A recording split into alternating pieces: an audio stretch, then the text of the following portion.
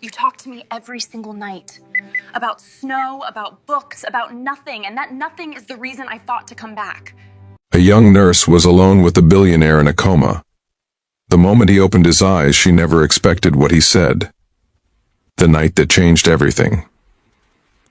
The hospital corridor was dead silent at 2:47 a.m. Most of the staff had retreated to the break room, trading gossip over cold coffee and vending machine snacks. But not Lily Caldwell. She never did. The 26-year-old nurse adjusted her badge, tucked a loose strand of auburn hair behind her ear, and pushed open the door to room 412, the most quietly guarded room in all of Mercy General Hospital in Chicago. Inside lay Marcus Hale, 43 years old, founder and CEO of Hale Dynamics, a tech empire worth an estimated $2 billion. 3 weeks ago, his private helicopter had gone down over Lake Michigan during a storm. His co-pilot didn't survive. Marcus had been pulled from the freezing water barely alive, and since then he hadn't opened his eyes once. The machines breathed for him, the monitors kept watch, and Lily took care of everything else. She had specifically requested the night shift for room 412. Not because of who Marcus Hale was, she barely followed business news, but because she genuinely believed that coma patients needed consistency, the same voice, the same hands, the same routine. Her supervisor had raised an eyebrow. "You know who that man is, right? His lawyers have people watching everything." "I know he's a patient," Lily had replied simply. "And that's enough for me." So every night she came in. She checked his vitals. She adjusted his 4 lines. She moistened his lips with a small sponge, repositioned him gently to prevent bed sores, and spoke to him, softly, steadily. The way her nursing school professor had once told her comatose patients could sometimes still hear. She talked about small things, the weather outside, a funny moment from the cafeteria, a book she was reading. She never talked about his money, his empire, or his accident. She just talked, like he was a person, because he was. On the 19th night, she was giving him his sponge bath, a careful, professional routine she performed with the same dignity she gave every patient. When something unusual happened, his fingers moved, just barely, the smallest twitch of his right hand against the sheet. Lily froze. She set down her supplies and leaned closer. "Mr. Hale?" Her voice was steady, even though her heart had jumped into her throat. "Can you hear me?"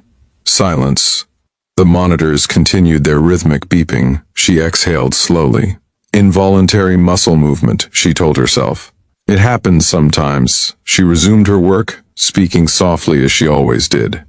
"It's a cold night out there tonight. They're saying there might be snow by Thursday. I kind of love the first snow of the year, before it gets dirty and slushy and everyone's complaining about their commute." She smiled to herself.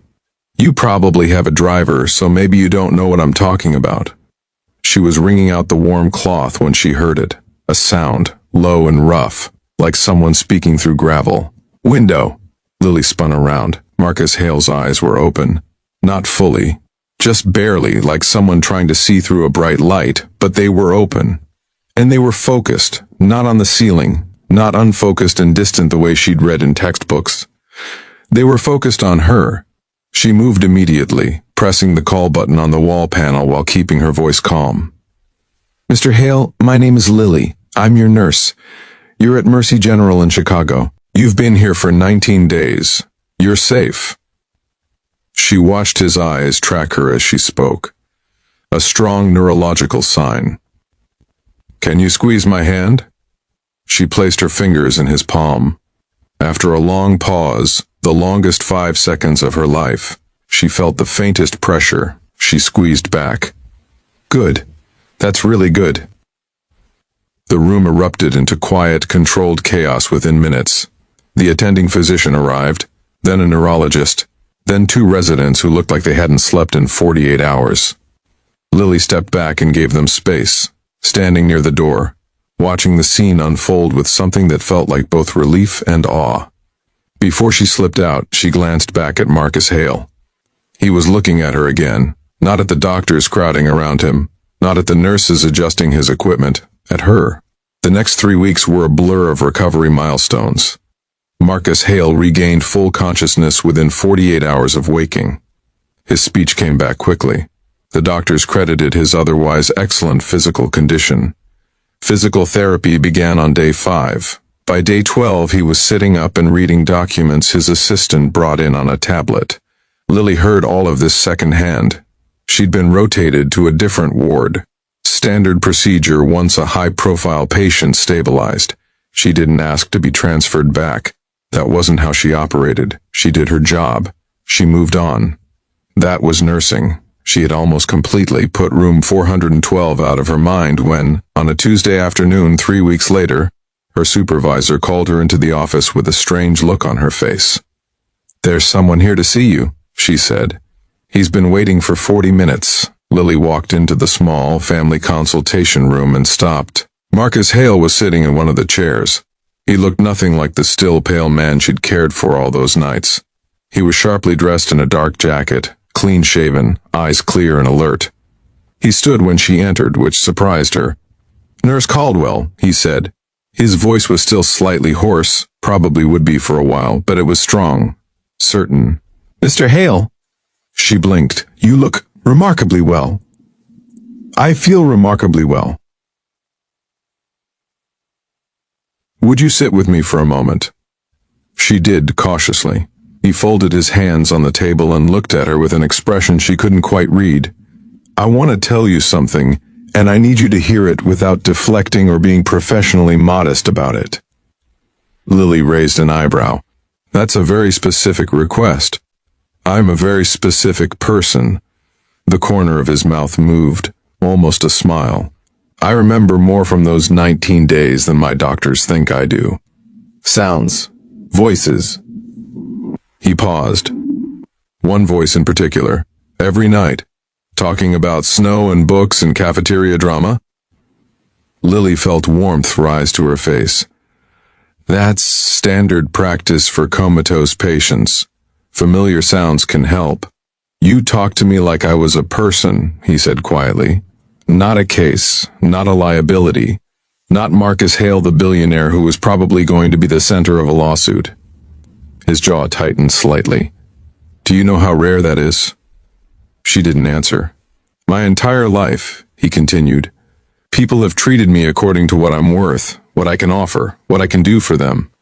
He exhaled. "You didn't know anything about that. You just showed up every night, and you talked to me about snow." Lily looked down at her hands for a moment, then back up at him. "Mr. Hale." "Marcus." She paused. "Marcus, that's what nurses are supposed to do." "No," he said firmly. "What nurses are supposed to do is document vitals and administer medication. What you did was something else entirely." He reached into the inside pocket of his jacket and placed a sealed envelope on the table between them. "I'd like to offer you something." She didn't touch it.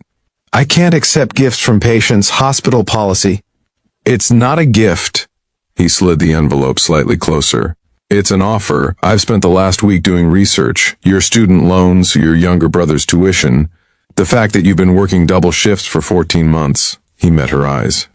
"I know you didn't go into nursing for money, that's obvious. But I'd like to make sure money never stops you from doing what you clearly do better than almost anyone." Lily stared at the envelope.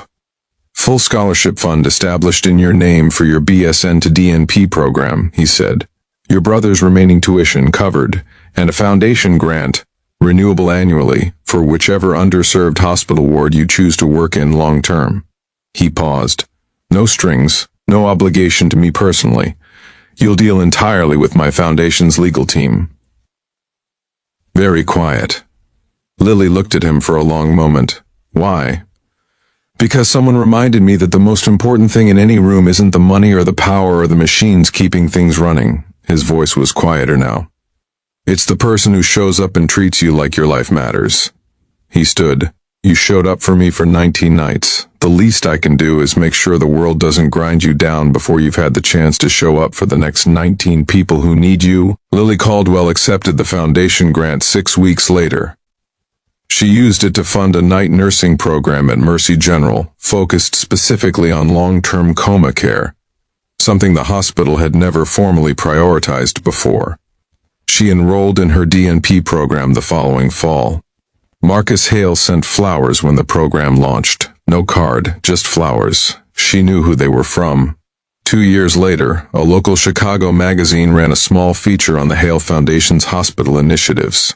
Near the end of the article, the journalist asked Marcus what had prompted such a significant pivot toward healthcare philanthropy, a cause he'd never publicly supported before. He smiled, a real one, the journalist noted, not the practiced kind. "Someone showed me," he said, "that the most extraordinary thing a person can do is treat another human being with complete dignity. No agenda, no audience, just care." "Can you tell us who?" He shook his head. "She'd hate the attention," he said. "She's too busy showing up for the next person.